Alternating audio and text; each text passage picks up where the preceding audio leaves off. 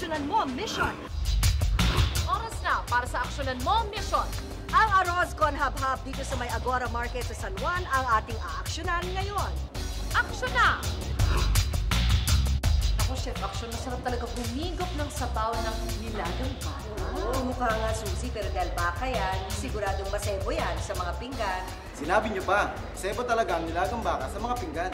Huwag kang mag-alala. Pwede niyo ba kaming samahan na lang sa inyong kusina para naman maipakilala namin sa inyo yung magbibigay solusyon sa mga masebong pinggan?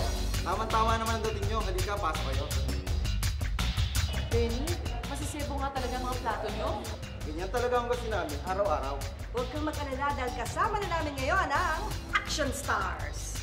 Action Stars, pasok! At mula ngayon, ito na ang gagamitin mo, ha? Action Triple Power.